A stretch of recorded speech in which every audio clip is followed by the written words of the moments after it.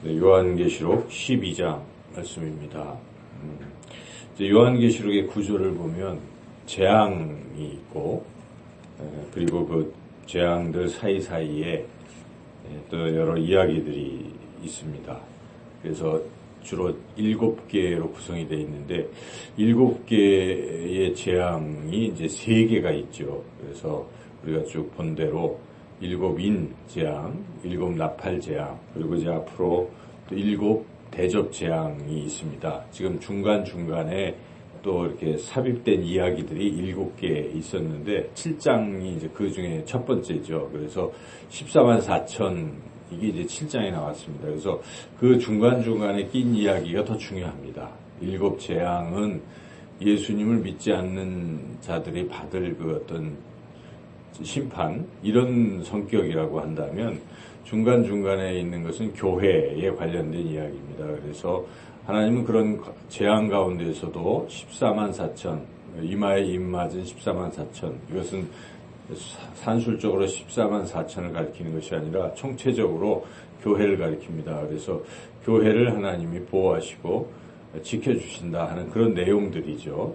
그리고 또한 교회는 보호만 받는 것이 아니라 그런 가운데에 사명을 감당하라 해서 이제 우리가 10장과 11장도 중간에 삽입된 그런 이야기였는데 거기서 이제 증언을 하라 하는 것이죠. 이 복음을 전해서 지금 재앙을 받는 믿지 않는 영혼들을 하나님께로 인도하라, 이제 그런 이야기들이 있었습니다.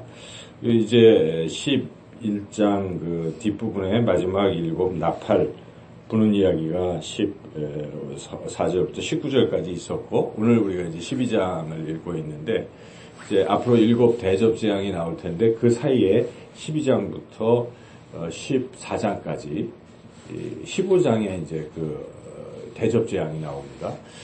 그래서 여기 12, 13, 14도 역시 교회와 관련된 그러한 말씀입니다. 이것은 이제 교회를 또 핍박한다는 것이죠, 사탄이. 재앙은 이제 믿지 않는 자들에게 임할 그런 것인데, 또 그거와 좀 달리 믿는 그리스도인들을 핍박하는 이런 이야기가 또 있습니다. 이것은 지금 사탄, 마귀가 이제 이 교회를 핍박하는 그런 일들이 일어날 텐데, 그때 교회가 마귀들과 싸워서 이겨내라, 이런 말씀입니다. 그래서 지금 12장에 나온 얘기가 이제 그 시작이 되는 것인데, 여기에 보면 여자가 있고 또 아이가 있고 용이 있습니다. 이것은 각각 이제 어떤 것을 상징하는 것인데, 용은 성경에서 계속 보면 용, 뱀, 이거는 다 같은 종류죠. 이건 사탄을 상징합니다. 사탄.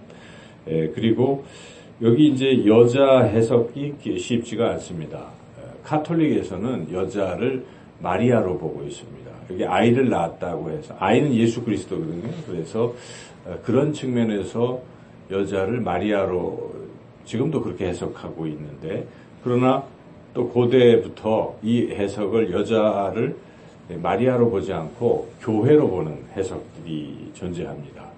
그것은 문자적인 것이 아니라 전체적인 맥락에서 이 여자는 교회, 아까 제가 말씀드렸지만은 용이 지금 핍박하는 대상이 교회이기 때문에 이제 그런 측면에서 전체적인 맥락에서 볼 때 이 여자는 교회로, 우리 개신교에서는 교회로 해석을 하는 것이죠. 그래서 우리는 이것을 이제 교회로 이렇게 이해를 해야 하겠습니다. 여기에 이제 살펴보면 1절에 한 여자가 있는데, 이게 이제 교회인데, 그 여자의 모습을 보니까 우리 뜨는 해를 옷을 입고 있는 것이고, 여자가.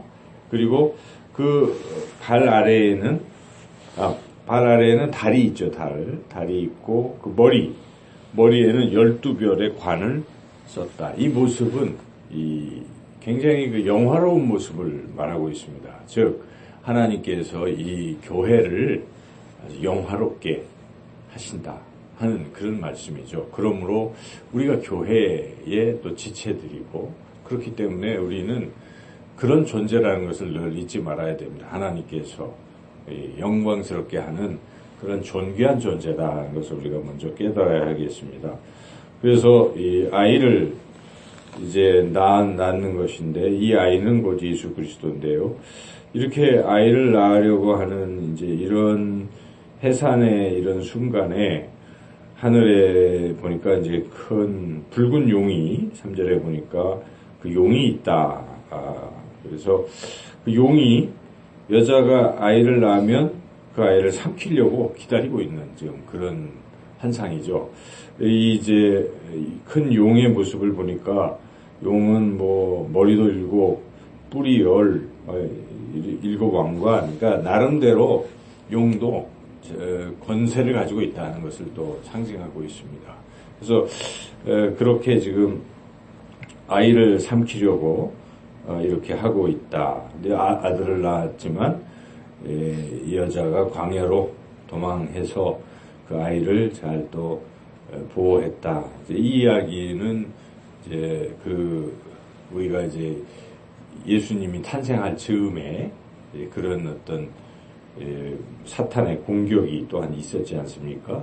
이제 그런 것들을 이제 말하고 있습니다. 그래서 여기에 계속해서 이 용이 자꾸만 이제 아이를 죽이려고 하고 또 이 여인까지 이제 해치려고 하고 이제 그런 것들이 계속 나오는데 하늘에서 이제 전쟁이 있었고 미가엘 실제로 보니까 미가엘이 용과 더불어 싸워서 승리해서 이 용이 쫓겨나는 이제 이런 것을 말하고 있습니다. 그래서 그 용이 지금 내쫓기고 패배하고 있다. 즉 마귀가 패배하고 있다. 이제 그것을 말씀하고 있는데 여기 이제 중요한 것은 하나님께서 사탄을 이제 진멸하시는데 그런 가운데에 그 교회 여기에 이제 여인 교회는 또 어떻게 해야 되는가? 그냥 가만히 수동적으로 있으면 다 끝나는가? 그게 아니라는 것입니다. 교회도 이 부분에 대해서 함께 마귀와의 싸움에서 참여해서 이겨야 한다는 것인데 그 부분이 11절에 지금 하늘에서 큰 음성이 나서 이 상황을 지금 노래하고 있는 것인데 그 전개될 내용을 또 말씀을 하고 있는 것인데 그 11절 내용을 같이 한번 읽어보겠습니다. 11절 말씀. 또 우리 형제들이 어린 양의 피와 자기들이 증언하는 말씀으로써 그를 이겼으니 그들은 죽기까지 자기들의 생명을 아끼지 아니하였도다. 그들은 우리 형제들을 가리키고 있습니다. 그래서 여기 우리 형제들, 묘한이 우리 형제들이라는 것은 교회를 말하겠죠. 교회의 이 성도들이 그를 이겼다. 용을 이겼다.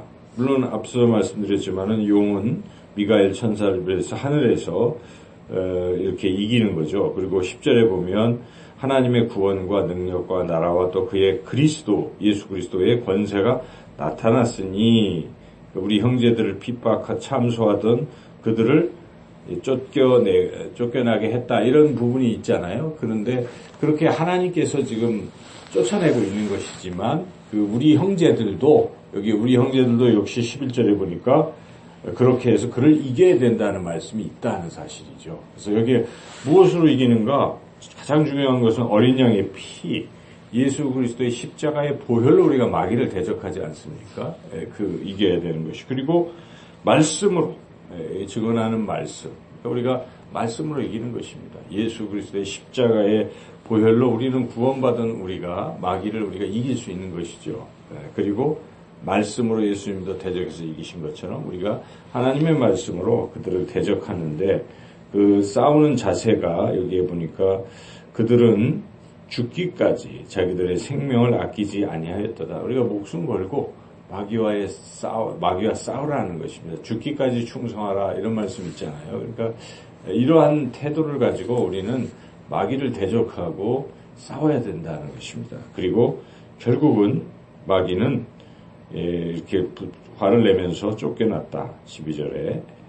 그리고 또 최후의 발악을 합니다. 마귀는 지금 완전히 지금 끝난 게 아닙니다. 여기 10장부터 시작이 됐기 때문에 13장에서도 계속 짐승 2마리가 올라오고 막 이렇게 해서 계속 교회를 이제 핍박한다 하는 그런 뜻입니다. 그럼에도 불구하고 교회는 끝까지 마귀와의 싸움에서 승리해야 할 수 있다. 승리해야 한다. 열심히 싸워라. 이제 이런 말씀들이 계속 이어질 것입니다. 그래서 오늘 12장 말씀 통해서 우리가 오늘 주신 대로 마귀들과의 싸움에서 우리는 이미 승리할 수 있기 때문에 예수님의 그 보혈과 그 하나님의 말씀으로 우리가 철저히 싸워서 오늘도 승리하는 그런 복된 하루의 삶이 되시기를 주님의 이름으로 축원합니다.